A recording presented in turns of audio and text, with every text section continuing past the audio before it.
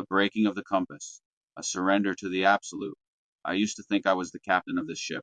I navigated the grimy streets and the corporate boardrooms with a swagger, believing that my intellect, my research, and my ability to spot a hustle were enough to save me. I treated my mind like a god, bowing down to my own deductions.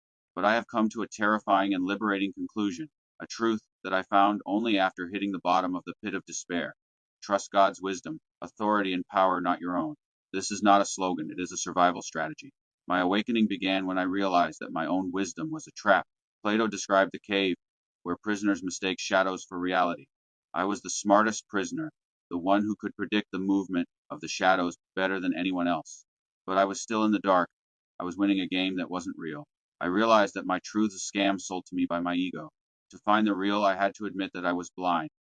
The Stoics hammered this home. Epictetus taught me that the only thing truly up to me is my volition, my choice to align with the logos, the divine reason that orchestrates the universe. My own authority is a fragile, chaotic thing. It is driven by the carnal desires, the fear of the naysayers, and the shiny traps of the world. Trust my own authority is to let a panic-stricken animal steer the car. To trust the logos, God's authority, is to let the architect of the stars take the wheel. The Old Testament puts it bluntly in Proverbs.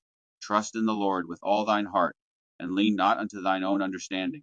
I leaned on my own understanding for years, and it snapped like a dry twig. The Quran echoes this thunderous humility in Surah al-Baqarah. But perhaps you hate a thing, and it is good for you. And perhaps you love a thing, and it is bad for you. And Allah knows, while you know not. This was the hardest pill to swallow.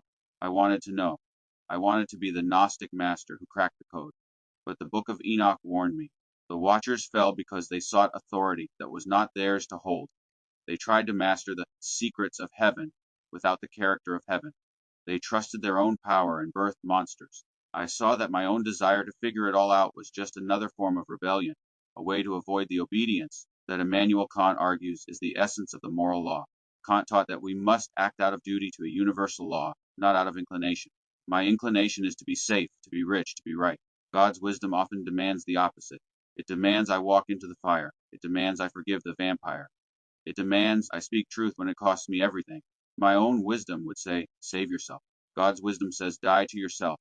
Here, the Eastern philosophy of the Tao provides a sharper lens than my Western mind could craft alone. The Tao Te Ching teaches Wu Wei, effortless action. It is the wisdom of the empty vessel. A cup is only useful because it is empty. If I am full of my own wisdom, cannot pour anything into me. I have to unlearn my cleverness. I have to become the fool in the eyes of the world to become wise in the eyes of the absolute. The New Testament confirms this paradox. 1 Corinthians declares, for the wisdom of this world is foolishness with God. For it is written, he taketh the wise in their own craftiness. The assholes and controllers who run the world think they are the masters. They have the money, the 501c3 kickbacks, the mansions. But they are caught in their own craftiness. They are building towers of Babel that will inevitably fall. I found solace in the wisdom of Solomon, which says, for she is the breath of the power of God, and a pure influence flowing from the glory of the Almighty. Therefore can no defiled thing fall into her. My own power is defiled by my ego. God's power is pure. Why would I trust a battery that runs out when I can plug into the sun? The struggle is daily. The false self wants to grab the reins. It wants to judge, to control, to fix the world with human hands. But I've seen where that leads to anxiety, to suicidal ideation, to the hell of isolation. The truth has led me here, to the foot of a mountain I cannot climb alone. I have stopped trying to be the hero of my own story. I am the servant of a higher narrative. I trust God's power to break the chains I cannot break. I trust his authority to judge the wicked I cannot judge. And I trust his wisdom to guide my feet through the valley of the shadow of death.